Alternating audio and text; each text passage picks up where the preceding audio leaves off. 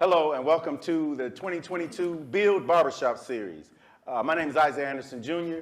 and this is part one of 4 series that we'll be doing. I want to turn it over to my man, Dr. Dré. Hello everyone, I'm Dré with part of BUILD, Brothers United Leadership Development. Give a little bit of history of the Barbershop Series. When we started in 2013, early 2014, we started taking the talk. We were trying to do some work in the black community, especially specifically around issues that impact black men and boys. And so we work with local barbers, to go out there and offer free haircuts, but also bringing the conversation to where brothers are having conversations, and really steering those conversations in different directions. So we're still in a pandemic, in the middle of a pandemic, so we've had to plan some things out, do some things differently, but we're happy to be here at Acts on Stage, working with y'all and the community to try to provide this opportunity to still have some serious conversations around things that impact our community. So I'm gonna kick it back over to Z.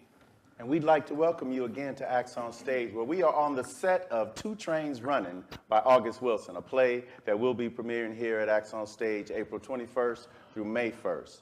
And I'm going to real quick, just introduce you to the cast here and let you know who's going to be involved in our today's dialogue. My name is Craig Jackson, and I play the character West. My name is Ernest Henderson, I play the character of Hambone. I'm Darryl Williams, and I play the character Risa. Jonte Ausler, and I'm playing the character of Sterling. C.M.G. portraying Holloway.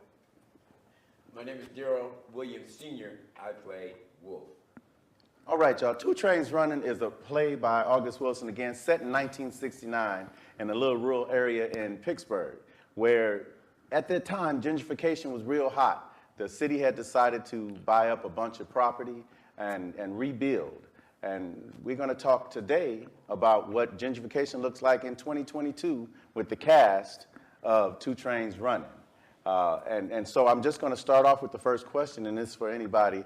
How much different do you think gentrification is impacting in 2022 as it did in 1969? I believe in 1969 there were probably less minorities with property to lose to cities. I think today, being able to acquire some things, you have a little bit more to lose. Especially your neighborhood. This is what you know, and everybody you know. And if the city comes to take it over, you don't really have much say. Okay, all right. Anybody else with that? I think the interesting thing is that the play was set in 1969 and nothing's really changed. We're still dealing with that same issue in our community right now. So I think it's just, something that we're trying to fight against, but it's an uphill battle the whole time. Absolutely, absolutely. The play is set in a diner that is owned by a character by the name of Memphis. And Memphis is one of the last to give up his spot. He's determined to not take what the white man is going to give him, but what he feels he is deserving of his property, his business that he came to grow himself. Risa is one of the characters who works at the diner, and she sits back and she hears all these interesting members of the community come through. Risa, what stands out most to you about gentrification and black businesses and communities that tend to get forced out? Yeah, I think that, especially the way that black people are in general, we're like very community-based. We like to be surrounded with culture and things like that. And I find that when things start getting moved out, they're getting replaced with other things, and it's just creating this loss of culture and this loss of identity with like black people, especially. The idea that people think that black people don't own businesses, and things like that, but really we own these places, we own this land, we own these businesses, but we're being pushed out to make room for other things, and it obviously has an impact on our community and our culture. Yeah, I'll chime into this on the topic because, it sounds like the play. I'm not familiar with it. I'm looking forward to coming to Acts on Stage and supporting. So all y'all come, make sure you buy your tickets, hop on their website, get your tickets, come support black art, black owned, black operated. Y'all get it popping. So, but I do know really what's going on in the Seattle area. And, back in the day, we were really kind of redlined into certain areas where we can live, which created community, right? We had community, a sense of community, even though we were under-resourced.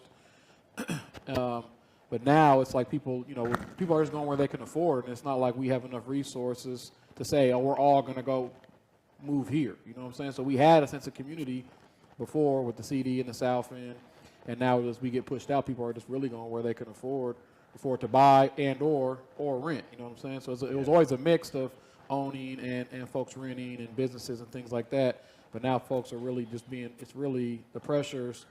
The city's not necessarily, it sounds like the city was expanding and buying in the play, but that's not necessarily what's happening. But people are just being priced out. Elders, taxes are being taxed out, even though there's programs that, you can get reduced taxes, but it's like you got to know how to navigate those and so on and so forth. And then also, we got gentrified also with the drug epidemic, crack epidemic. A lot of people didn't, now it's funny how we see it now. It's considered a mental health issue.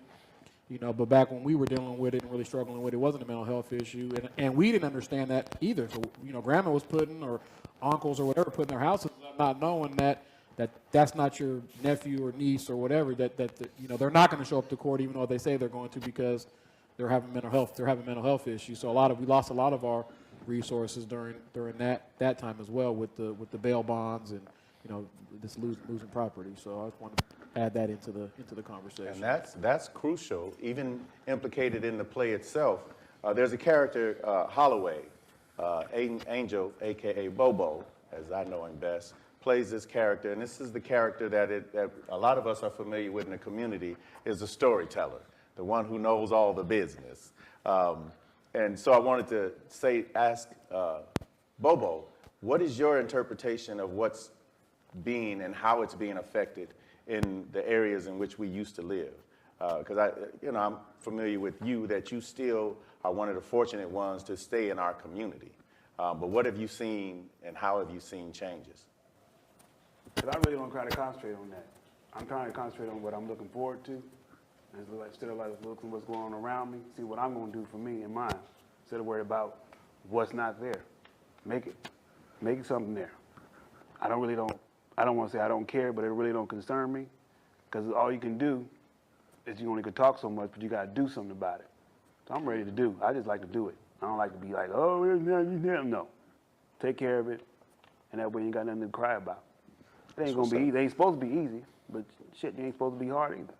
Hey, if I could add on to that point, man, Nicole, just to add what you were saying, I think some of us in the community, like right now, have that same I'm gonna get it done attitude, but sometimes we don't know how to channel that properly so we can be that Memphis that owns the diner, or be that West that has the insight, the $1 million from his business. What is his business? Funeral home. Funeral home. Right. So instead we take our limited skills and that ambition, and then boom, now we done caught our first case. Right. Yet there's one thing you can establish that a lot of people don't know what they do. You have to establish your credit. You get your credit to a proper status, and you can achieve anything you want to. They don't talk about doing that, though. Well, that's how they're able to do what they're able to do, because they have that credit status. Well, that goes back to where they had it to where they wouldn't loan you was black. They're not giving you a loan from the bank, and there were properties in the hood that stayed vacant because people wouldn't rent to you because you were black. As if these businesses wouldn't thrive in a black community. It's just that they weren't given the opportunity to.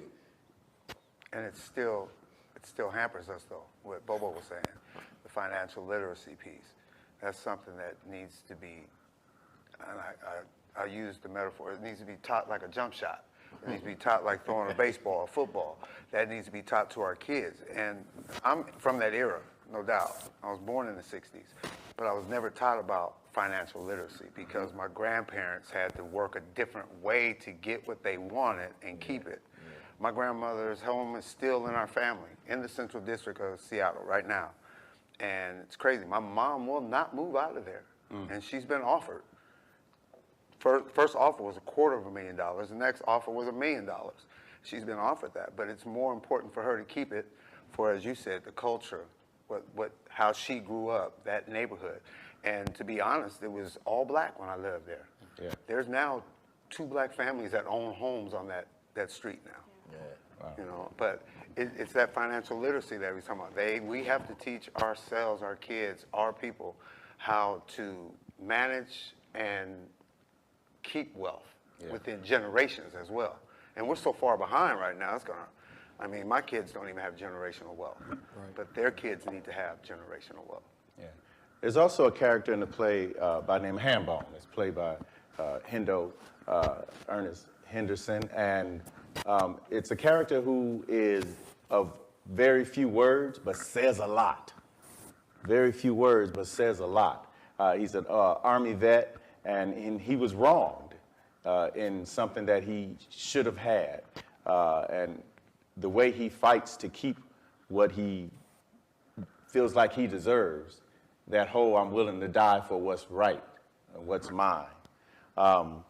Ernest, I don't know if you want to talk a little bit about that and what that looks like in the black community or the lack thereof right now. But see, it's from where everything that I've seen, and I compare it back to Mom and them. Like he said, they had a different insight on how to get what they want. They work for it, and I'm not talking about the easy way. They went up, like Mahalia Jackson said, the rough side of the mountain. They used to doing things the rough way. And I used to ask Grandma, why you always do things the hard way? She said, because it's human nature for you to take the shortcuts. But if you take the shortcut, you're not going to learn what you need to learn to maintain that level of freaking stability. All right, okay. So I took that and I raised my kids to do the same thing. I would always teach them the hard way of doing things, especially my sons, because they would take a shortcut in a heartbeat. I'm like, come here, boy, here's what you do. Do it this way. Why can't we do it this way? Because you're going to do it this way. Because when the computer age crash, you're going to know how to use carbon paper in a freaking typewriter. That's what you need to know. Because when everybody else sit back and say, oh, the internet crashed. Oh, Russia took over the website. Good, break out some carbon paper, get a typewriter, and go for it. Even if you got 2 fingers, you're still going to get that document submitted to wherever you need to submit, because everything now runs off paperwork. Okay. They need to see it in black and white. And I found if you work hard enough for something, you're going to fight just that harder to keep it. Yeah. If I give you something, you let it roll over and just be trash because you didn't have to work for it. Yeah. Just like Memphis. This is Memphis his restaurant. And every time somebody when he get ready to run numbers, he, hey, no, nigga, don't be doing. I'm sorry, can you say that on camera? You just did? Go ahead. Don't be running no numbers up in here. 5-0 roll up in here and raid and put me out of business. But he'll still play the numbers. He just don't want that trash get out to the public. Absolutely. Because you have to shadow. You have to be ready to shadow someone. You're in the biz. If any of my kids, I'm like, hey, go see Isiah. Why? Just follow him around. Ask him if you can shadow him. Find out what it took for him to get to where he is. And then you put yourself into what you learned from him and make it even better. He don't mind you taking what he's teaching you and making it better. Just make sure that you do it the right way. Yeah. And I think that kind of ties into a lot of, everything that everybody's talking about. It's almost like a puzzle that you guys are putting together that says what we are not doing is educating one another, right? And coming together and pooling these things together. My man playing Sterling is fresh out the prison, fresh out of the pen, and looking for what he believes is his. And unfortunately, we are living among a lot of people who we know who are being limited by time they spent in prison or in jail or because they caught a case. I just wanted to ask if you wanted to, Jonte, speak to that. Yeah, definitely. Down the same path that we was already talking, it's like, on one hand, Bobo was like, man, financial literacy, and then boom, shadow this person and shadow that person. And then what happens to the person, that young dude that might have relationship issues because he don't have a father in his life. He don't know how to go ask for that help that he needs properly. You know, he don't know how to go say, hey, I see you got a business. Can I, you know, boom, or maybe he does, and maybe he gets rejected. I mean, you know, like in the play, you Absolutely. know, Absolutely. there's a little bit of that in the play as well. So, yeah, I think that. Yeah. We concentrate a lot for us on our young black males, like Dré was saying, but that they tend to lean towards a hustle, right? They start to look for a hustle, right? And that brings us to Wolf, the character Wolf played by Darryl, and my brother, from a same mother. But he's playing Wolf, the numbers runner in the community, who's truly welcome and accepted by everyone. You know what I mean? Because he was a, you know, he went throughout the community trying to give, you know, a lending hand. Hey man, listen, play this number, bro. It might hit. You know what I mean? Never mind that it might get cut. Darryl, did you want to speak to that? A lot of times, that hustler is your role model. Not having a father in most black homes, I know I looked up to the hustler. That's who I wanted to be, you know. And because everybody loves a good hustle story, but you don't know that that's It's that rags to riches. yeah. It's that there's no foundation built around hustling. No 401k, no medical, no dental, but the vacation plan really sucks. So, so I mean, but it's always necessary in the neighborhood to have somebody like that because we all play a part. We have characters, and like I said, I like the hustlers in the neighborhood. They dress nice, and they were always on somebody's. You know, somebody was always speaking about it. Always. Yeah, they drove the nice cars, and like you said, they always, you know, had the good look and everything. Dré, was there anything? Yeah, I want to go back to the financial literacy piece because we've been excluded from those opportunities, right? They're not teaching it in the school, and so a lot of it's generational, right? They're taught how the stock market works. Like I'm the first generation in my family that's like invested in the stock market, so I'm teaching my son those things now. You know what I mean? And I waited long to get in. I got retirement funds and Roth IRAs and all that stuff, which is retirement funds, but I've never really have bought individual stocks. And I jumped in when COVID hit. I was like, ooh, this joint's dipping. Let's see what's going on, right? And that's when Robinhood and those types of apps came out that were a little easier for people to access those things. But part of it, I think Craig talked about it and Jonte too, we are the solutions to our problems. What's a lot of times was missing, and systematically they put in a lot of mistrust, where it's like you got to get yours and forget everybody else. So we got to build relationships. That's really what BUILD really focuses on, is building partnerships, relationships within the community and within our core team, and really rocking, you know, and then sharing that type of information. So, okay, folks as homeowners, okay, we're going to share how we became homeowners. And then like right now, we got an initiative called Build Black Wealth. So we're doing workshops, and we're able to leverage space here as well. And we're doing things on Zoom where we're talking about investing in debt management. We're talking about life insurance and estate planning. We're talking about goal setting. We're talking about you know, home ownership. So there's these things, and we're offering this stuff for free. And the classes, they've been filling up. So you guys want to check our website. We have a lot of stuff out there. But that's the thing, is I believe we always have been the answer and the solution to our problems. We're waiting for somebody else to come fix our problems. It's not in their best interest to do that. Yeah. And so, you know, sharing that knowledge, you know, if everybody, even, you know, so we do our Father's Day event, Mother's Day event, it's not about being a mother or father, it's about being a coach, a mentor. If each one of us in our community took a young person and put our hands around them and wrapped and secured them and make sure that they were all right, then the world would be a lot better place. I think sometimes we look at situations, this kind of goes back to what you were saying, is we think the problem is so big that it's like, I'm just not going to do now. It's so overwhelming. You know, education, employment, homelessness, criminal justice system. You start looking at all these issues, and it's like, man, it's so big. But if we could just help one or two, that's what it's about. And if everybody helps one or two, then that's where the real impact. That's community organizing 101.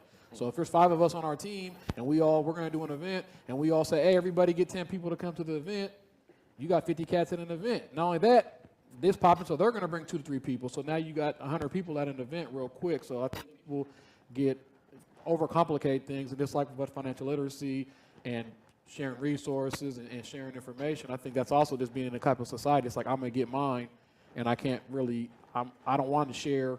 That's the privilege piece. Like, I don't really want to share. And we talk about white folks a lot when it comes to privilege, but let's be real. I don't want to give opportunities for my son for your son. That's part of the privilege thing, right? So we got to get out of that mentality and be like, hey, man, we all got to win. We all got to do better, because if your kid's failing, then my kid's failing, and vice versa. So that, I appreciate the conversation around the financial literacy piece, because that's real. The credit is important. Decisions that you make, how you invest, your goal setting, where are your priorities. We have money, but what are we spending our money on? So that's the thing, but that's all part of the game.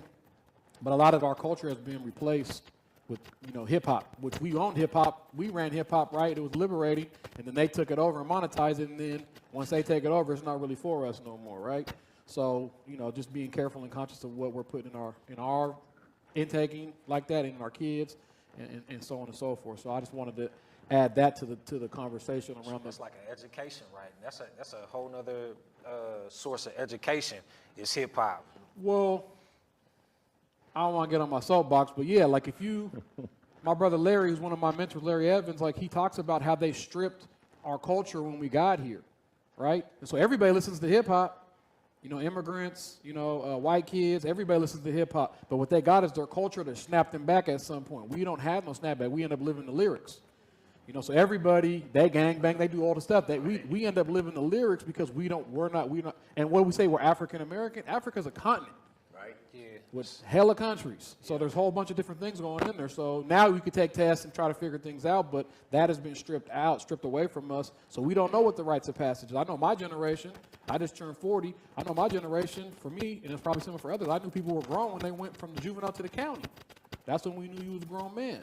And so that's not it, you know what I'm saying? And then we got more people coming to funerals than graduations, you know what I'm saying? So it's like but that's also what they've pushed on us, you know what I'm saying? That's the negative stuff. Like we're tribal folks, we're community folks, but they push that we're gonna, crabs in the barrel and all that. That's not really who we are at our core and our nature. But that's when you put people in situations, you under-resource them. That's what I talked about. We were redlined, so there was a sense of community, but it was under-resourced, and that's where, and then you start throwing drugs, alcohol, guns, and these types of things in there, then what do you think's gonna happen? Systems are working the way they were designed to work. There's a part in the play where I asked, who do I think has more money, if it's Wes or Prophet Samuel? And Holloway responds, I would say Wes, because more people are dying than getting saved. Going to church. It's a better business. Yeah, it's a better business. So yeah, but Wes has money he hasn't even counted. Absolutely. Because of the funeral business he's in. Absolutely. Well, we're going to wrap this up, but I want to say that the reason we're able to do what we're doing, you're here at Acts on Stage with us. Acts on Stage is owned and operated by Michelle Lang Raymond and myself, and we've had this opportunity to create and bring together communities of people who, this is now that home. This is now that home, like the diner, where we get to come and help create solutions to a lot of our own problems, as Dr. Dré was saying. And so we want everybody to tune in. This 2022 here at BUILD, and we want y'all to come join us. On behalf of BUILD, Acts on Stage, and 2 Trains Running. Peace, y'all. Stay in touch. Check out our website, build206.com. We're about to make this stuff happen, man. It's up to us. We are the solutions to our problem. We are the answer. I want to thank y'all for being a part of this. And Acts on Stage, always for rocking with us and making sure that we have the space. And behind the camera, we got Dancing in the Rain Media. We appreciate them, making things happen, keeping things funky. Thanks for having us. All right, y'all. Peace and God bless. Bye.